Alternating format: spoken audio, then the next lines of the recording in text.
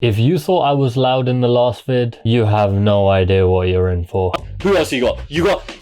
I don't have the mental capacity to expect a loss, be given a win, and then when I finally get my hopes up, to get crushed down again. What's a mid-team? Crystal Palace. They'll probably beat us as well. Oh, it's off the crossbar and in! Jean-Philippe and Manchester United season hits another bumper. It's Wile Sarr, to Munoz, who has Mateta free in the middle. He can seal it here! He does! That will create a... You can't keep losing. You just can't. The football transfer window closed on Monday and it was a mess. See, I've never seen a transfer window where so many clubs had the most obvious issues, the most obvious players they needed to sign, and they just didn't sign them. For example, Tottenham, right? They signed a winger from Bayern, and we'll get into his whole timeline later, but Spurs signed Tell from Bayern Munich. He's a winger. They have Reguilon playing at left back for them. What is going on? But anyways, the window was such a mess that I felt it was only right I make a video explaining exactly what happened. First and foremost, the three teams that are most likely getting relegated: Southampton, Ipswich, and Leicester.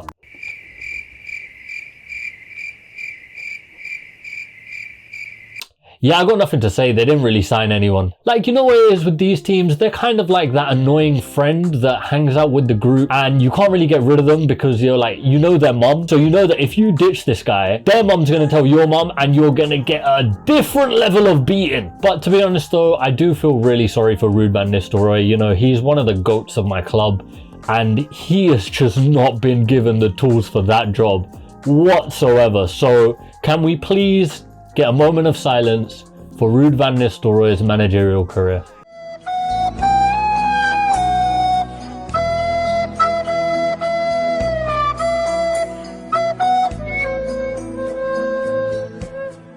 Okay, I'm not gonna lie, this is gonna be like a 3-hour movie if I do every single club.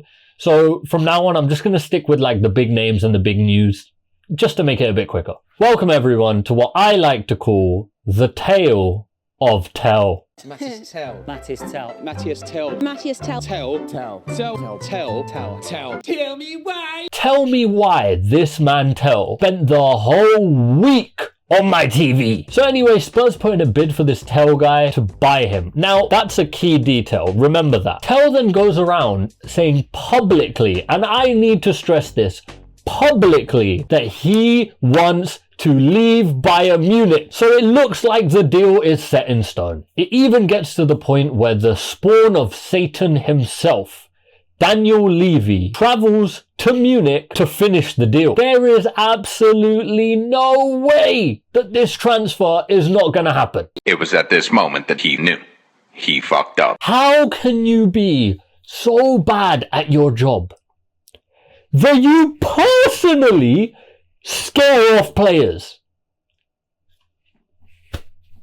Or so we thought. Anyways, the window continues and now Tell's saying, oh, I want to go Man United, I want to go Chelsea, I want to go Arsenal. You know, the big clubs in England. However, one thing we know is that Man United said no because they wanted an option to buy and Bayern said no option. And then on deadline day, 3rd of February 2025. Let me just say, by the way, the fact that deadline day isn't on January 31st, that ruined my whole week because I was so ready to sit in front of the TV on, I think it was Friday, to just watch everyone lose their minds, and I get there and I realize it's not. On deadline day, it gets announced that Spurs have signed Tell on loan for €10 million fee, loan fee by the way, loan fee, with an option to buy. Oh my god, this man Tell wasted everyone's time for a week. He made every big club think, oh yeah, we're gonna get this guy, we're gonna get oh yeah, he's a really young, good, talented winger. He wasted everyone's time just to go back to Spurs where he said he didn't want to go. I cannot rate this highly enough. Honestly, I aspire to be like him when I grow up, and I'm 4 years older than him. But not only did he waste everyone's time, he also got Bayern a €10 million loan fee for a player that no one wanted to sign. They only wanted him on loan. If you ask me, Bayern should put up a statue of this man outside the stadium. He's done wonders. So moving swiftly on to the National Food Service for Kids, also known as Marcus Rashford. I'm not gonna lie to you guys, I was so sure that Marcus Rashford had a middle name because that is just too cool a name to be your actual name, but he doesn't. So fair play to his mum. I mean, killed it with that one. So he went on loan to Aston Villa. Now, a lot of people are calling this a downwards move. Villa also sold John Duran to Al Nassr for around 70 million euros. Listen, a lot of people are saying, oh, he's thrown away his career for money. And I would like to debunk this with a single picture. Here comes the money. Moving on to Arsenal.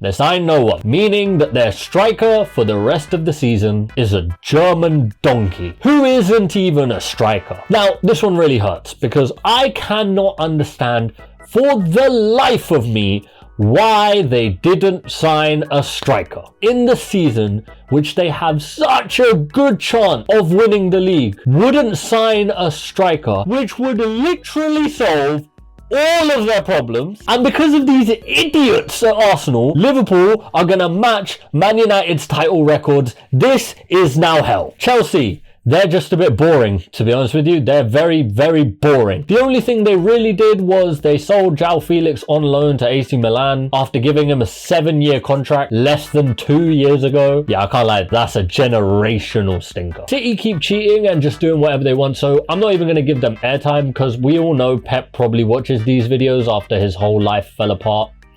Just like Rodri's knee. And now, the moment you've all been waiting for, my team, Manchester bloody United. We are shit. We signed a kid from Arsenal. We signed a left back who I'm not gonna pretend I've ever seen play before. We then, after all of this, lost to Crystal Palace. We gave Anthony on loan to Real Betis and he assisted in his first game. And just to add insult to injury, quite literally, Lisandro Martinez is out for 4 months with an ACL injury. So all in all, I'm about to jump out the window. Oh my God! Listen, if I had to rank the team with the best window, I'd have to say it would be Villa. They got loads of good players in and they got big money coming in from selling John Duran, so I think they've done good business. The worst window is probably Arsenal because even my blind granddad could have told you that they need a striker, and Arteta is probably being blackmailed by Havertz. So I'll leave you with this. The Man United board are geniuses. I bet you didn't expect that. And let me explain why. You see, if we get relegated,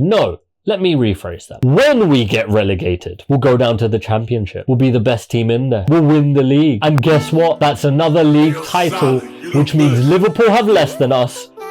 Genius. 21 league titles. Man United are You got so dramatic, it pisses me off. You insecure fucking prick. Cold temp, man I bring heat and late nights, now you ain't speaking. A sorcerer, expel a demon. God forbid there's a witch and reaching. Drip from a kid, the oat's been beefing. I got away where the dam's no deacon. I got flows, Annalise breathing. Good defender, Annalise Keaton. I'm set, I